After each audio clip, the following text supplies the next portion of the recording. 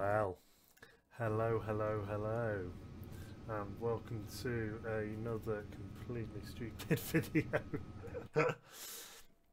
So, following on from the other day when we managed to get this 747-200 into Innsbruck on the localizer DME 26 circle to land 08 approach. We did that in a completely unladen 747-200 the other day, bar 20% fuel in the left and right wings. All the ox tanks, centre tank, tip tanks and everything were all empty, and there was no cargo, no passengers, so that was all turned off.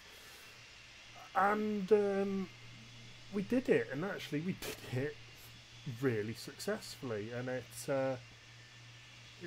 was reasonably straightforward actually, to the extent that I thought, well, okay, let's do it laden. How hard can it be? It's a quote, Mr. Clarkson.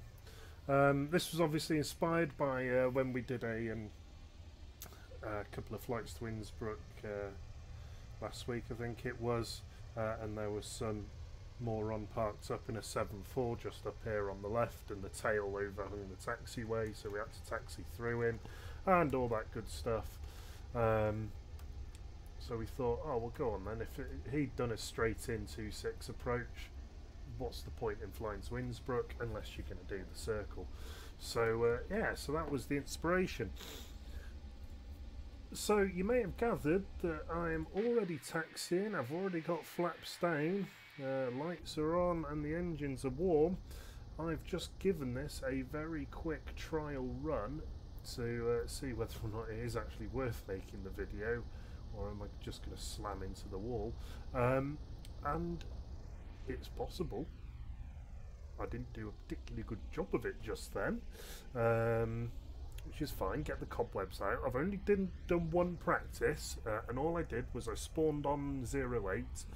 I'm fully laden, everything is maxed out, minus the little bit of fuel that I've used to just do a quick circuit now, but that's largely insignificant, that amount of fuel, but I'll prove that to you in a second once we get to the hold. So we're fully laden, everything's checked in. The takeoff was hairy, to say the least. The takeoff was actually the hairiest bit of the lot actually, and the climb out, just because the climb performance is absolutely atrocious, and the takeoff speed, well, I rotated nice and early because we had the control authority to do it, and I only just got wheels up as they were crossing the very end, last millimetre of tarmac at the other end of the runway, and then there was a very hairy climb out that probably would have smashed a few windows in some nearby residential buildings. And when I say nearby, I mean like 20 feet below us nearby, if that. So that was the hairy bit. Flying out and climb out then after that was okay-ish. Climb rate is pathetic, but we did get up to 9,500 before Rattenberg. Then the flight back in was awful actually.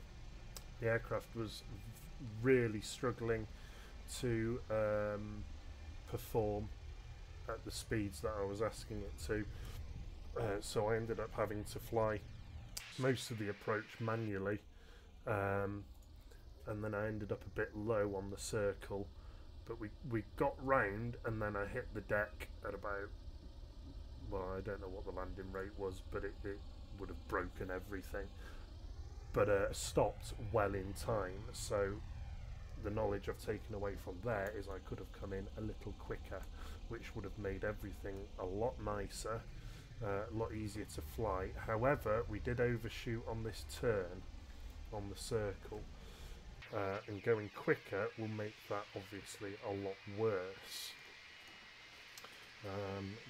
But we need the speed to prevent. We're pretty much on the stall warning all the way round. It was very hairy, and of course this being an old 7.4, the old 7.4-200, the engines take ages to spool up. I've not flown the newer 400s and the like, but I'm assuming it's not quite that bad. I'm trying to get a turn in here. I'm failing miserably. Come on, I've not got the brake pressed. Trying not to cheat by pinching runway I don't have. It's just refusing. There we go. Over 50% throttle here. We're not online obviously for this because this is completely stupid. Okay, so, and I'll just nudge forwards a little bit just to account for the fact that I pinched a bit there that I shouldn't have done at the other end. Alrighty, so parking brake can go on. Oops, kick the pedals. So let's have a look. We're going to need all these back on. So you can see the we're fully fueled, except for the tiny ox tanks, which basically hold nothing. So they're largely insignificant. They can come on. So we've got some hydraulic goodness. Don't want APU beyond that for that. Not that it really matters. Anti-ice is on. We do need that because it is cold out there, and I did lose speed a few times because the pitot freezing.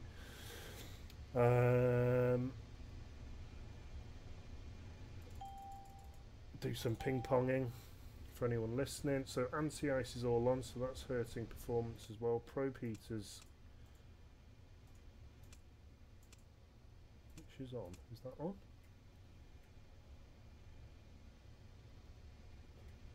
Or is that on?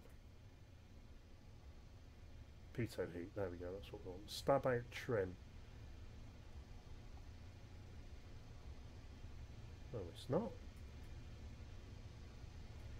It's in the green. Ignore. Okay, so that's that. Now, can I show you fuel and payload? No, I can't. Hang on. Let's put the center screen back on. There we go. Okay, so fuel. I'm not going to put any more in. I mean, that's only 200 litres anyway. So we've used 20% of the ox tanks, which is square root of not a lot, really. 7% out of the centre is quite a bit. Payload is just maxed. So the gross weight is 363 tonnes, near enough. And the max allowable is 377. So, well, I'll tell you what, alright. Let's do it. Ooh, not 1000%, that'd be interesting.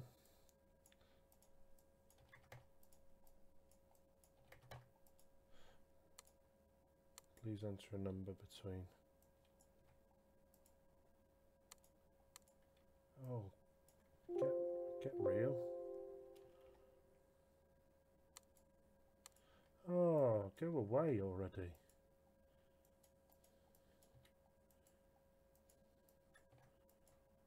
Stop it. This is really annoying me. Is this some really dodgy rounding error?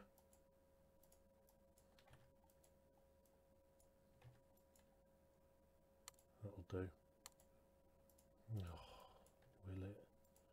Really? There we go. Right, so, well, that's as close as we're going to get, I'm afraid. So 372.5 tonnes. 377 is max allowable. Now, obviously, this puts us well over our landing limit. Takeoff's one thing, particularly on a 2,000 metre runway, but we're well over our landing limit here, so this is obviously completely ridiculous. But that's the beauty of a simulator. We can do this sort of crazy thing. So, stream's going, okay, we're all looking good here. It's going to be a performance takeoff again, we're going to need it. I'm going to have a climb out, 240 knots, although we didn't get anywhere near that last on my little practice run. On my practice run I use flat 25, I'm going to see if I can get...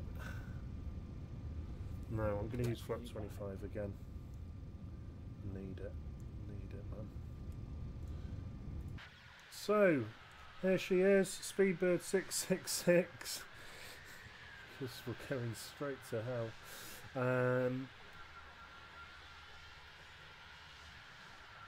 There we are with the lovely slats, everything's there. Okay, EPR set to max, throttles up to 60%.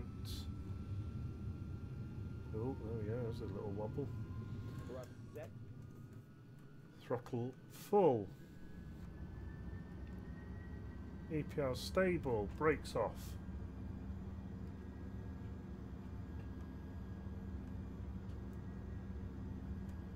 And we is rolling. Just realised I didn't reset that. It's 9,500. A fairly modest climb rate here. Oh, let's try and keep us straight on the runway, shall we? We're using real world weather as well today.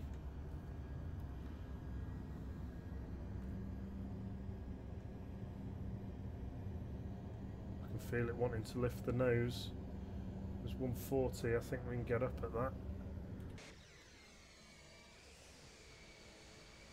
Glide slope alive.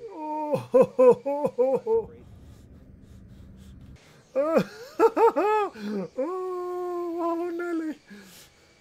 Whoa, Nelly. Okay, gear up. Bring the nose down because we need to accelerate. And we need to, hang on, let's just check the chart here. 06, what was it? 066. Again that way. Start a very ginger turn here. 66 is there. Left 20. I'm going to lose a notch of flap. Right, do I think we can get away with autopilot? I think we probably can. So I'm going to flick that in. Out hold's on. Heading hold is on. Let's just make sure that did engage. Yes, it did. Get it to hold a fairly modest 1800. I tried to get away with 2,500 before and it was having none of it. There's the middle marker on the outbound.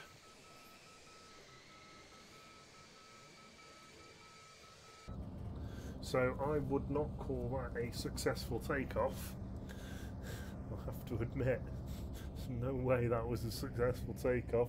It possibly could have been, but I don't know, really. I'm not overly convinced that was doable. Celebrate with a little bit of chocolate. Let's go with a hazelnut currant.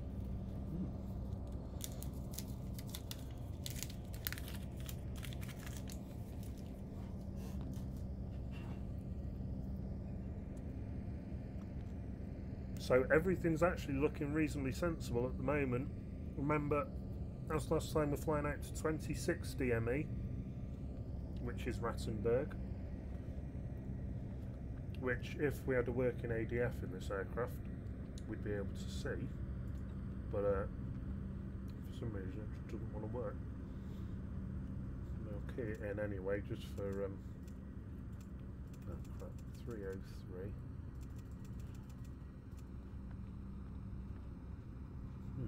It's nice dark chocolate, it's really good. So 303 is the Rattenberg NDB, but there's nothing on here that's pointing towards it, so it's anyone's guess. So we're still full throttle, we're in managed throttle now though, so we're not over spinning the engines. Not capable of hitting our the climb speed I want, but this is an okay climb speed. That is slightly scary, seeing mountains still above us.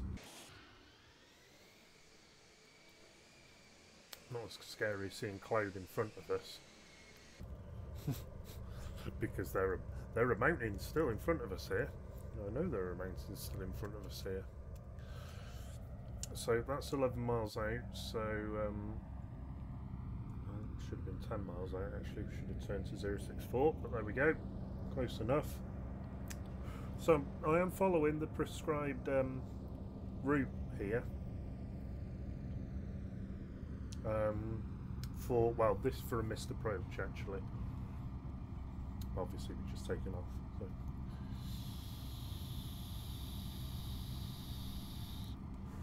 I still can't quite believe we're doing this. But there we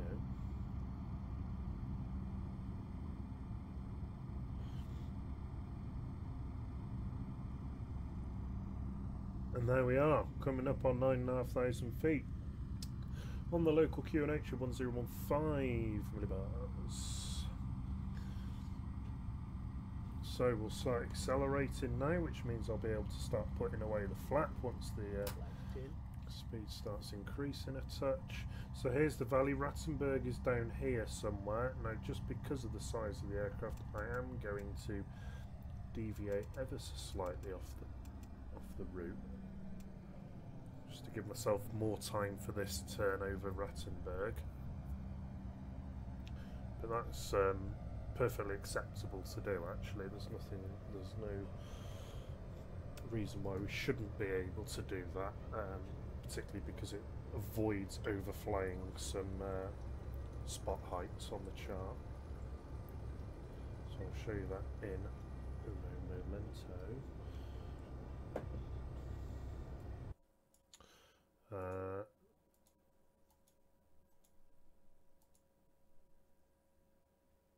So if I show you this, so here we are. I'm trying not to use the fact that I've got a GPS, effective GPS here. I am trying not to look at that, just trying to look at the charts. But this just deviating slightly off this course here, because there's no way we can do that. The aircraft's just not capable of doing that. So I'm going to come up this way and then make it a right turn here onto 210, just to give us a bit more width across the valley. Because the thing I'm watching for is that peak there, because that's 8,000 feet, so that's pretty high. And that's a problem, because, well, that's not measured on this pressure setting, of course, don't forget, because I've only got QNH, I haven't got QFE, so I don't know what the pressure is at the airfield, so I can't zero out for that. I do know the airfield elevation though, that should be on here somewhere.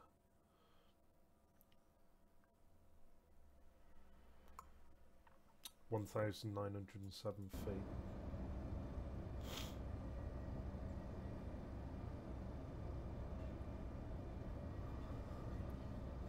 So this is disconcerting with these clouds. Flipping out, man.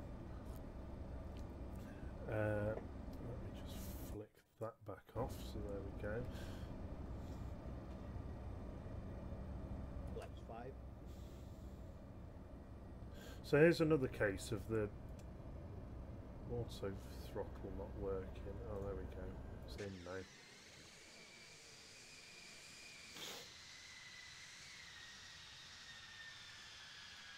How ridiculous does this look?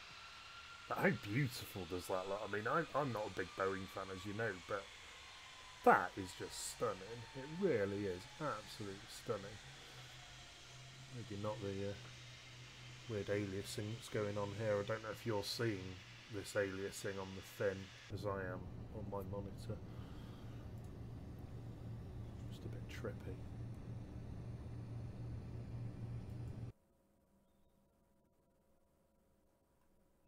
Right, okay, so I'm going to turn us back round onto 226.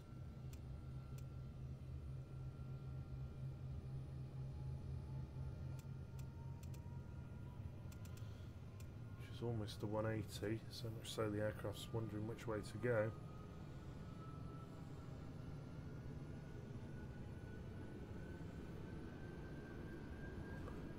I've just flown outside the DME of here, so that's that was a little bit of a boo-boo. It's alright, we can deal with that. So this is how much I'm not used to a Boeing. There we go, gear off. So 226 is the inbound to Rattenberg, so let's key that in.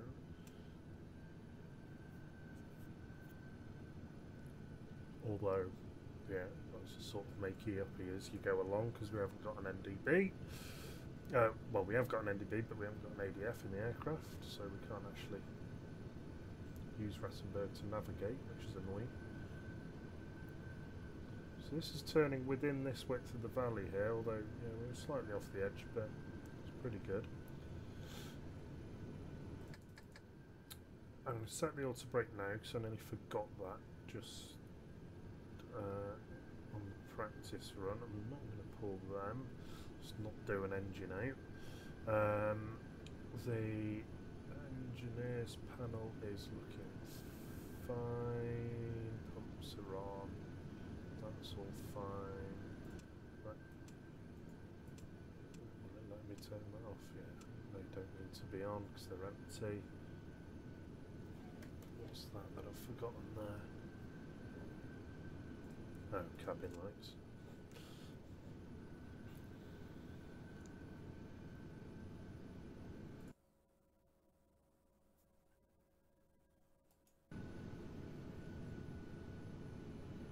So, okay, so we are now inbound Rattenberg roughly from my bit of geography. Yes, that's the valley, and Rattenberg's off the left hand side of the valley as we come in. Actually, yeah, because that's, I think the peak I was trying to avoid is over here somewhere. It doesn't help with the blooming cloud, of course, does it? No, it does not, Mr. Giant.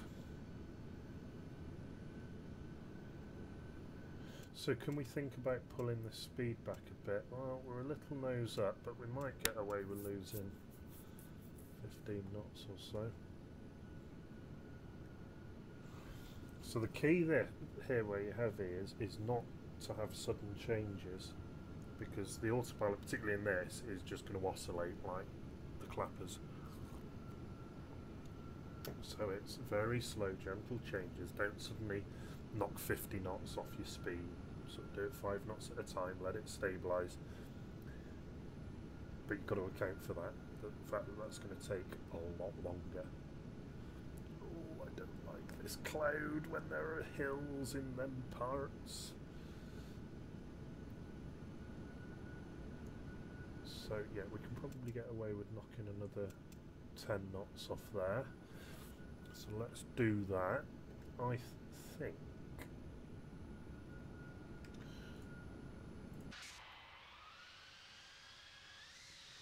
so there's the valley, we're over the left side. Aha, right, I can see. There's the peak, right, yeah, we must be over Rattenberg. Okay, so want to fly, what was it, 210 from here. Yes, that seems right. And we do have the localizer, so we'll be able to flick into approach mode, which will conk out our pitch.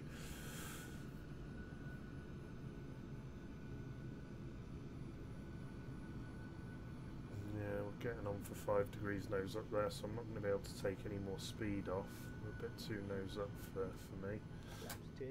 But I can start using flap to help us on that front. Now, flap will produce a lot of drag, and that is going to cause the engine to oscillate a bit. Just waiting for this to move. There it goes. Approach mode.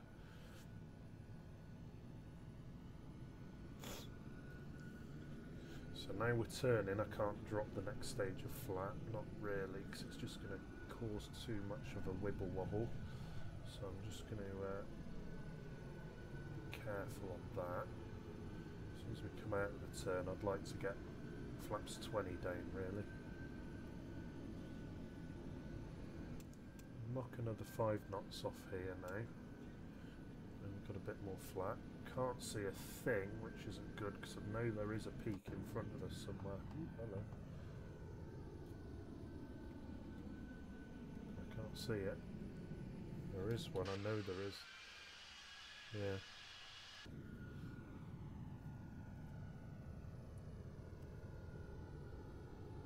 Glide slope alive, 20. I'm going to take flat 20 now. Okay, glide slope alive.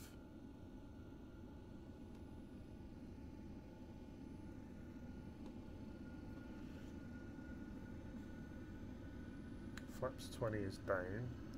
There's the glide slope, so that's going to cause a pitch change now. And you can hear the engine spooling as well. So we want to minimise the number of changes that are happening simultaneously here. Oh, and the autopilot's actually got pitch on this as well. Oh, good. Right, I'm going to go gear down now. Knock another 5 knots off. Another 10 knots off. Let's be brave. That's quite a big change there. A lot of drag and a reduction of speed. So the engine's going to really roll off now. And the risk there is that they roll off so much that you end up at 160 knots before they started spooling back up again. And this little light here will start flashing because you are stalled. So we are descending here. We're descending on the glide. Things seem stable. So flap 25. Quite nose down, so I'm going to knock another 10 knots off. I'm not going to be able to knock too much more speed off though.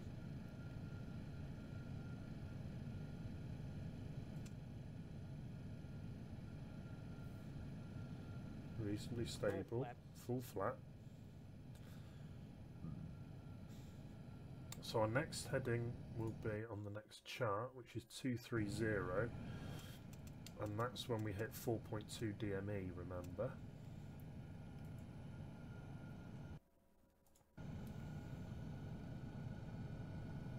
So this is looking reasonable. We're good on the glide, we're bob on the localizer.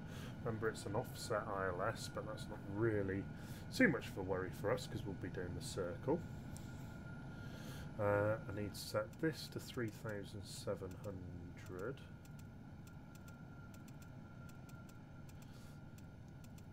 And that's our next big change, really, is when we suddenly need to go into alt hold mode. Let's knock another 5 off.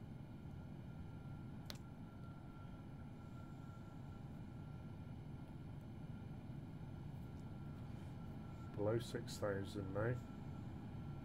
Not visual. Should be soon. The runway's here, just slightly off to our left, going over to the right. Bit of wind. A lot of wind. We're still good. We're still alright. Flaps full. Good on there. That's fine. Right, okay. Yeah. Happy with everything so far. This wind isn't helping. The wind last time I checked was variable 2 knots. So we've got no headwind to help us on the circle. Well, on the final approach, really. 7 DME now, it's 4.2 we're looking for. And at that point we break off the localizer. I keep calling it an ILS, it's not an ILS, it's a localizer. 2,500 is on the radar. See, our pressure altitude's a lot higher though.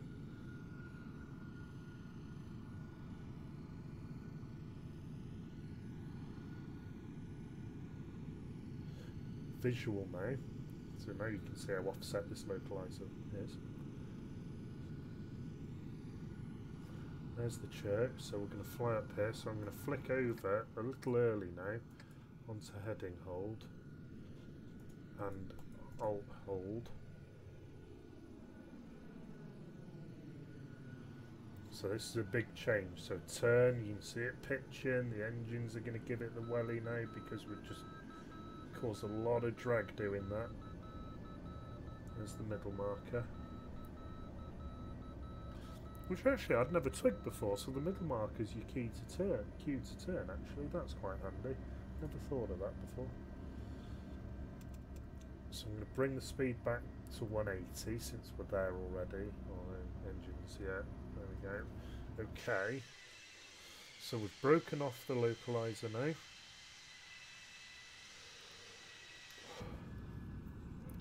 We're getting a lot closer to the time when I start kicking myself.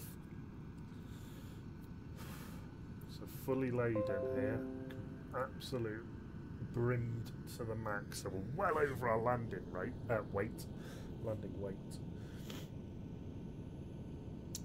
So we would be looking for the Innsbruck NDB here, but because we, as I say, we don't have an ADF here, I'm going to turn off that early, so that's 264 is our next heading, which puts us down, roughly downwind. Jeebus. Why are the doors open?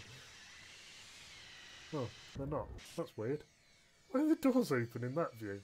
And there's no gear, apparently. That's weird. Right, I'm going to pinch a bit here. We can get a bit closer to this hill. Just be wary of the wingspan of this beast. So the church is down there somewhere. That's what we're looking for. There it is. There's the church. So we're looking to overfly that and then begin our base turn. Oh, I'll tell you what, I can't get closer than that. That's getting a little bit too close for my liking. Oh. So there we are, going straight at the church now, 264 degrees. So this is coming up to the hard bit now. This is where I've got to go full manual. And I've got to do this turn now. And I am going to need rudder for this. You can't not use rudder on this bit now. So the church is down there.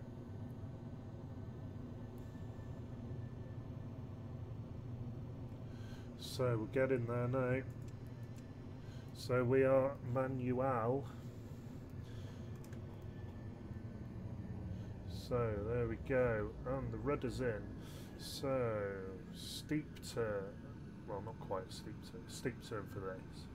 It's not what we would define as a steep turn. There we are, you can see the rudder kicked in as well. We need all of this, try and maintain that height and that speed. Oh, you can see the speed bleeding off. Pretty much full throttle here.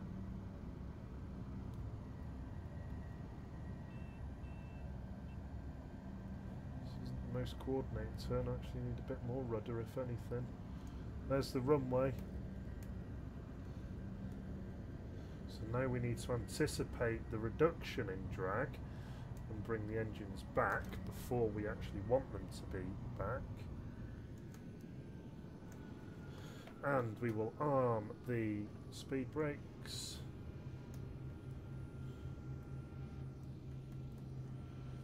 Now I don't want to land with the engines idled because I need them spooled up so we can get reverse on nice and early.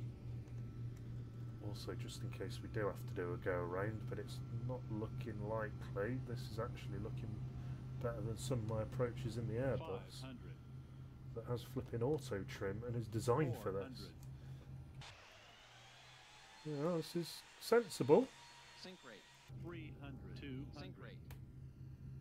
Sync rate. Oh, shut up with your sync rate. We're good. 40, Okay, retard. 20, 10. Boiler. And touch. Reverse. Maximum brake. Oh, and I didn't have Fly Live connected. Whoops.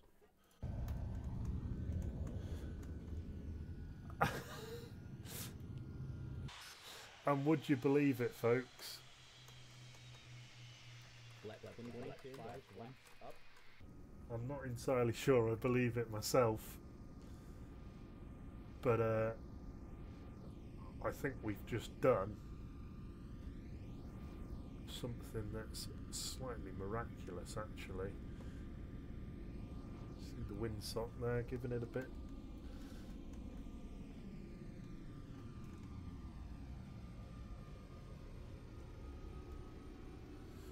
Well, I was pretty much on 75% throttle then on final. To keep the engine spooled, which makes things a lot harder.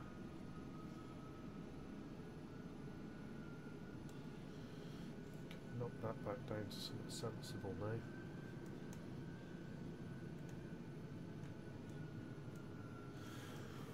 Well, there you go. That is how you do a circling approach at Innsbruck in a Boeing 747-200 that is fully laden. And I apologise if I look a little smug at the moment. It's because I am a little smug at the moment, because that is just absolutely... oh, it's just mental. It's madness. It is absolute madness. Just go and park up here again like we did the other day.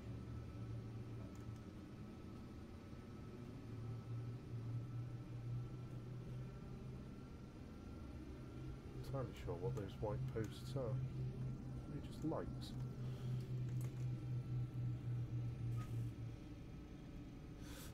Okay, parking brake is on. Fuel cut-offs can come on.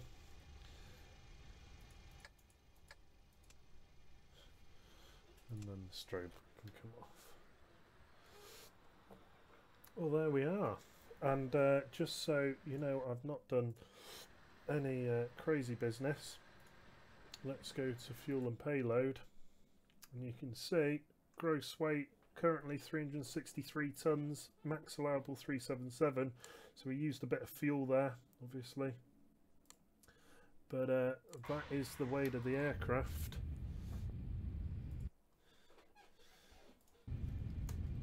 And there is all that fuel there still. Oh my days. But yeah, well, hope you learned something. So that's the procedural localizer DMA 26 with a circle onto 08 in a fully laden Boeing 747. Thanks for watching. Have a good one. See you soon.